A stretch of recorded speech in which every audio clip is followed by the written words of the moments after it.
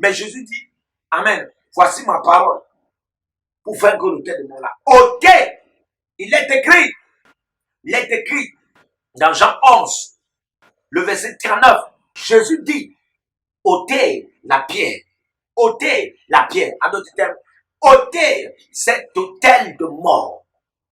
Donc, toi, quand Dieu veut te délivrer de l'autel de mort, il envoie sa parole.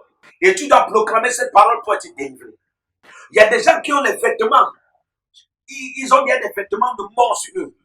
Bien que Lazare était sorti, il en avait encore les vêtements de mort sur lui. Il y a des gens qui ne sont plus. Ils ne sont plus dans le trou de la mort. Il y a des gens qui ne sont plus sur l'autel de la mort. Mais il y a des gens qui sont maintenant dans le ring où ils se trouvent avec les vêtements de mort. Ils sont bandés de mort. Amen. Quand toi tu fais trop d'accidents, on te bande, on te bande, on te bande, frère. Tu n'es pas loin de la mort. Alléluia. Tu fais trop d'accidents, on te bande, on est en train de te bander. On a bandé ton pied. Il y a de cela 2 ans. 1 an après, on bande encore la main. Après une certaine année, on bande maintenant la tête. On est en train de te bander. Frère, sache que le diable veut mettre le vêtement de mort sur toi. Mais pendant que je prie au nom de Jésus, le vêtement de mort là prend feu. Il y a des hommes de Dieu, c'est comme si on les a programmés avec les accidents. Et bande, le vêtement là prend feu. Dieu dit déliez-le et laissez-le aller. Proclame cette parole pour ta délivrance. Les esprits de mort, de tête de mort et des vêtements de mort. Dieu dit déliez-moi, laissez-moi aller. Tout vêtement de mort qui me liche, je commande. Déliez-moi et laissez-moi aller. Il y a des gens qui sont sous les liens de mort. Mais dis à ces liens de mort qui t'attachent. Ainsi parle l'Éternel. Déliez-moi et laissez-moi aller. Je commande qu'on me délie par la parole de Dieu. Et laissez-moi aller au nom de Jésus. Il n'y a aucune oreille qui peut résister à la parole de Dieu. Alléluia. 6e délivrance, que t'apporte la parole de Dieu. 6e délivrance, que t'apporte la parole de Dieu. La délivrance des hommes. La délivrance des hommes. Dans Matthieu 10, le verset 36, la Bible déclare, l'homme aura pour ennemi les gens de sa maison, les hommes de sa maison. Alléluia. Frère, les hommes sur la terre-ci sont plus méchants que Satan. Quand je lis de Genèse à Apocalypse, je ne vois pas là où Satan a affligé Dieu. D'abord même qu'il est facile à Satan d'être dans la présence de Dieu par rapport aux hommes. Voilà Satan qui a parcouru toute la terre, comme les hommes qui sont sur toute la terre, parcourant de jour et nuit, cherchant l'argent, cherchant les femmes, cherchant le mariage, cherchant l'or, cherchant le diamant, cherchant les possessions des territoires. Satan a cherché tout cela, comme eux cherchent. Mais lui, il est quand même parti dans la présence de Dieu. Et ces hommes-ci, ils s'en foutent de Dieu. Ils sont plus méchants que Satan.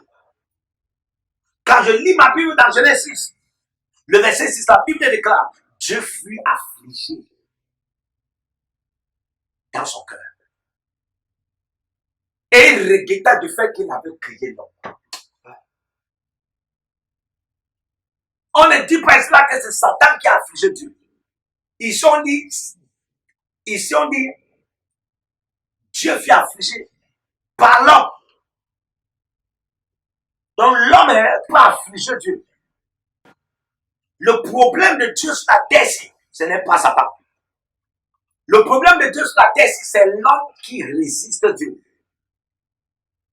Et l'homme qui résiste Dieu détermine le volume et encore l'augmentation du volume de la méchanceté sur la terre. Regardez, il n'est écrit nulle part que le cœur de Satan est tordu et méchant.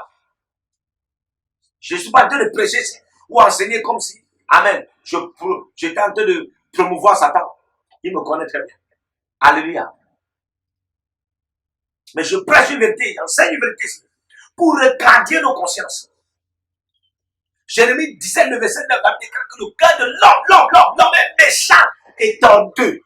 Qui peut le savoir? Jésus, Jean chapitre 2, le verset 24, ne se fiait pas aux hommes. Frère, il est facile que Dieu te délivre de l'embûche de Satan par rapport à l'embûche des hommes.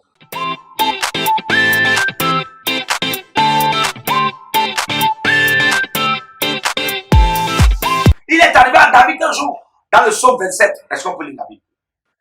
Psaume 27, le verset 1, psaume de David. L'Éternel est ma lumière et mon salut. De qui aurais-je crainte? L'Éternel est le soutien de ma vie. De qui aurais-je peur?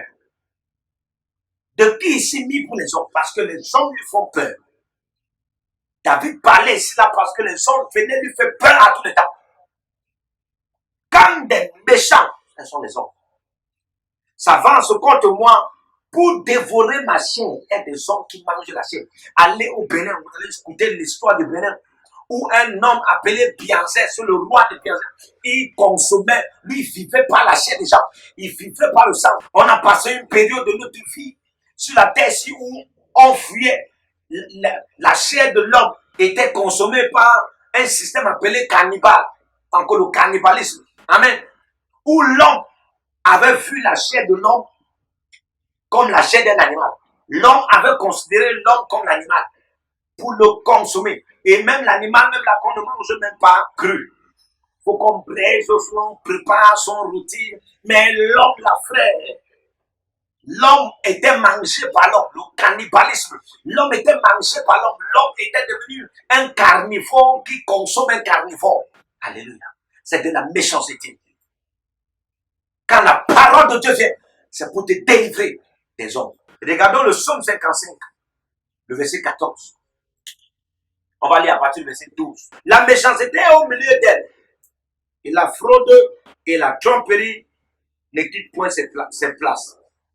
Ce n'est pas un ennemi qui m'outrage. Je le supporterai. Ce n'est pas mon adversaire qui s'élève contre moi. Je me cacherai devant lui. C'est toi que j'estimais mon égal. Toi, mon confident et mon ami. Ensemble, nous vivions dans une douce intimité. Nous allions avec la foule à la maison de Dieu. Amen. Ouais, David ici expose son ennemi. Quelqu'un avec qui il parle là. Alléluia.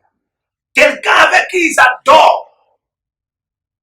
Alléluia, Hosanna. Quelqu'un à qui il confie tous ses secrets, son confident. Les choses intimes de sa vie. Il révèle à de telles personnes. Son ami, c'est-à-dire, ils sont attachés par âme à la Gada.